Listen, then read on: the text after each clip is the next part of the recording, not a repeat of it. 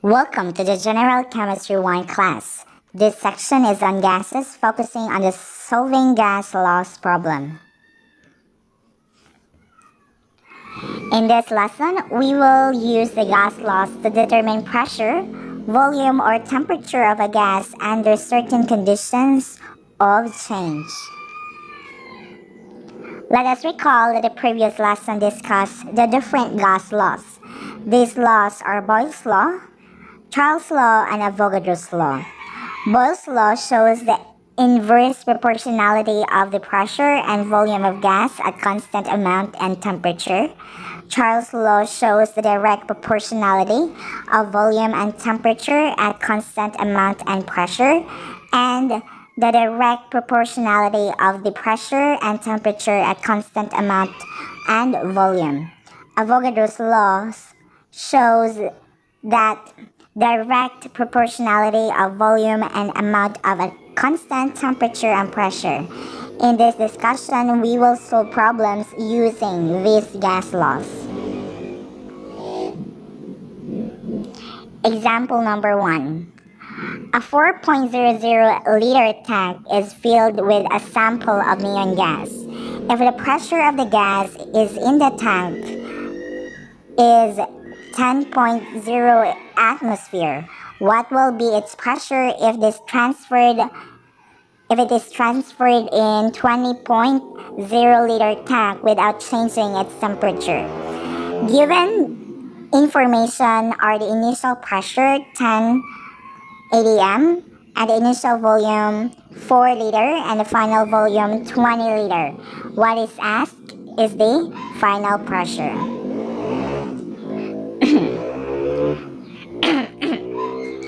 Since the given and unknown information has something to do with the pressure-volume relationship, we will use the Boyle's law. Solution. The useful equation is given by the P1 times V1 equals P2 times V2. Solving for P2, the equation becomes P1 times V1 divided by V2. Plugging all the values in the given equation, we have 10.0 atmosphere times 4.00 liter divided by 20.0 liters. Canceling unit and simplifying, we are left with the answer of 2 atmospheres. So the final answer is 2 atmosphere or 2 atm. Let us check our answer. If a gas is filled in a larger atmosphere, its pressure must decrease. That means if V1 is greater than V2 is greater than V1, then P2 is less than P1. Since 20 liters is greater than 4 liters and 2 atmosphere is less than 10 atmosphere, therefore the answer is logical. Congratulations, you did a great job. Let's proceed to example number 2. A mole of carbon dioxide was filled in an expandable tank until the pressure was 40.0 bar. The gas was compressed to 25.5 liters at constant temperature, giving a pressure of 56.8 bar. What was the volume of the gas before it was compressed? Given values are initial pressure of 40.0 bar and final volume of 25.5 liters. Final pressure is 56.8 bar. What is unknown is the initial volume. Again, the problem is about the relationship between pressure and volume. So we will apply Boyle's law. Find the unknown. P1 times V1 equals P2 times V2. Solving for the unknown, we have V1 equals P2 times V2 divided by P1. Plugging in the given values, we have 56.8 bars times 25.5 liters divided by 40.0 bar, and canceling the common units and simplifying, we get 36.2 liters. To check if your answer is correct, When a gas is compressed, its volume must decrease. That is, if P2 is greater than P1, then V2 is less than V1. Since 56.8 bar is greater than 40.0 bar and 25.5 liters is less than 36.2 liters, therefore, the answer is logical. Congratulations, you did a great job. Now let's proceed to example number 3. In example number 3, a 2-mole sample of argon filled in a 10.0 liter vessel has a temperature of 27 degrees Celsius. If the gas is expanded to 14.5 liters at constant pressure, what is its final temperature in degrees Celsius? Given data are the initial volume of 10.0 liters and initial temperature of 27 degrees Celsius and V2 14.5 liters. What is asked is the final temperature. In solving the problem, let us make sure that the given problem must be in Kelvin. Do this simply by adding 273.15 to the temperature in degrees Celsius. Then change the unit to Kelvin. Converting the given temperature of 27 degrees Celsius, we have 300.15 Kelvin. The problem is about volume-temperature relationship, so we will consider the Charles law for this. V1 divided by T1 equals V2 divided by T2. Solving for the final temperature, we have T2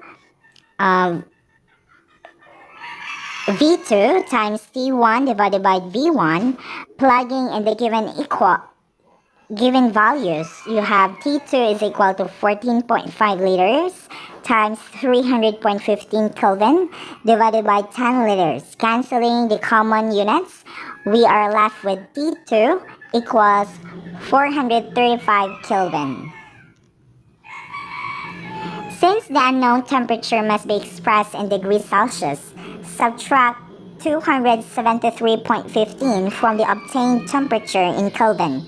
We have 400 Kelvin minus 273.15, which is equal to 126.85 degrees Celsius. Since the calculated value has no digits after the decimal point, then the final answer must be rounded up to the nearest whole number. With this, the answer can be simplified to 127 degrees Celsius.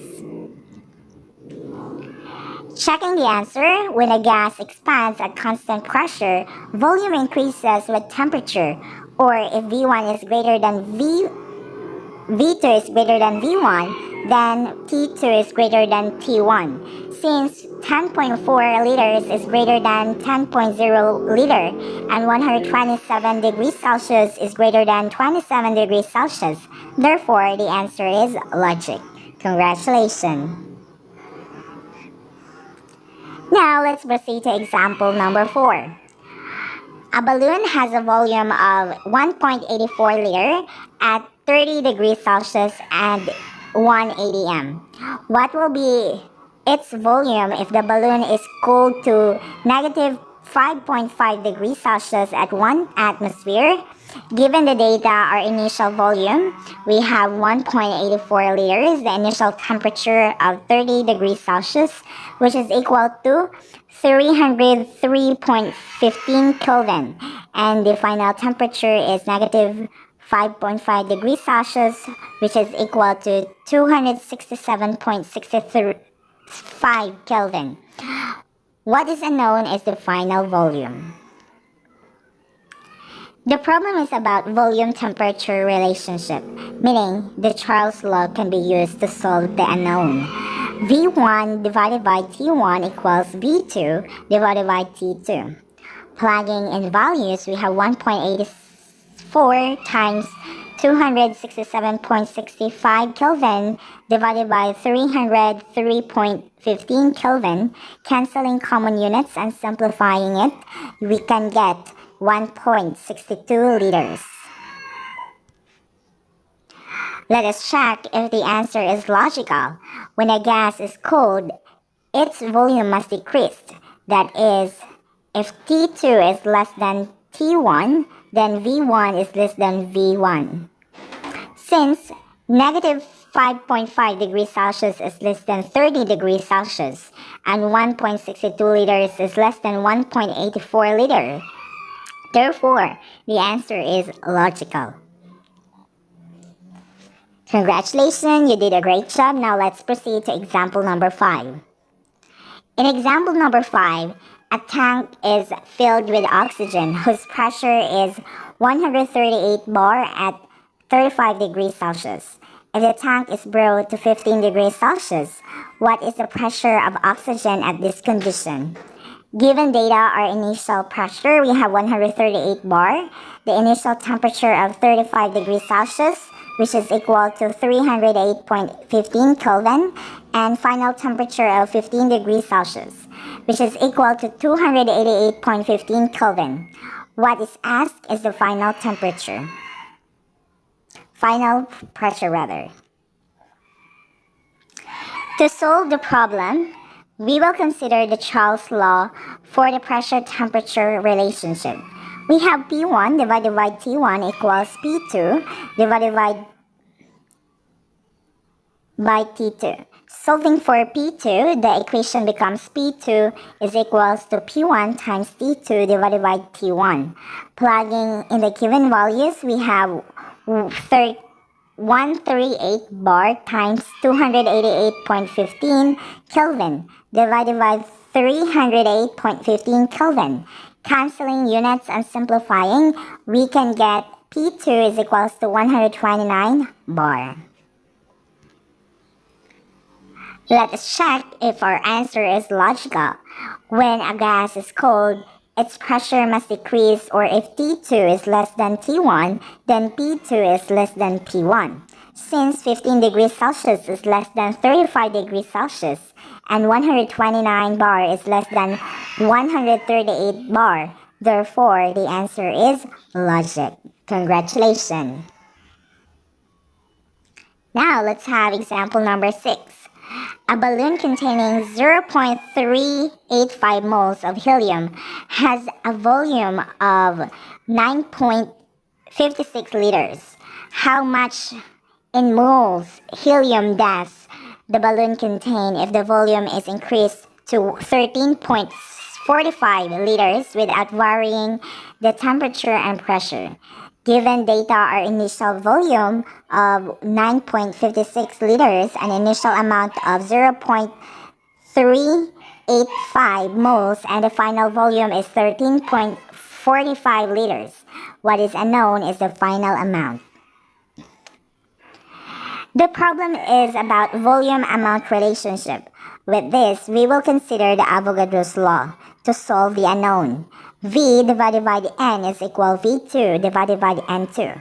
Solving the unknown of N2, the equation becomes V2 times N1 divided by V1. Plugging in the given values, we have N2 is equal to 13.45 liters times 0.385 moles divided by 9.57 liters.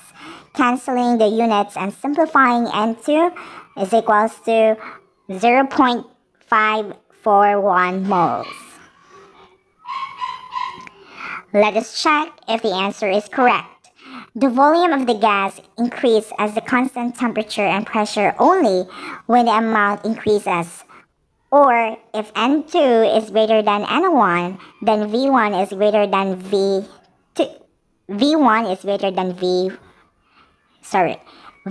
is greater than V1. Since 0.541 moles is greater than 0.385 moles and 13.45 liters is greater than 9.57 liters, therefore the answer is logical. Congratulations! Now let's have example number 7. A 2.53 mole sample of air has a volume of 62.3 at room temperature and standard atmospheric pressure. What is the volume of 3.67 mole of air at the same temperature and pressure? Given data, our initial amount of 2.53 moles. The initial volume is 62.3 liters. The final amount is 3.67 moles. What is the unknown? Is the final volume, or the V2. The problem is still governed by the Avogadro's law. The useful equation is V1 divided by N1 equals V2 divided by N2.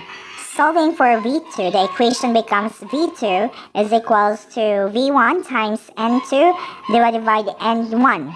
Plugging in the given values, we have V2 equals 62.3 liters times 3.67 moles divided by N2.53 moles. Canceling the units and simplifying, we can get V2 is equals to 90.4 liters.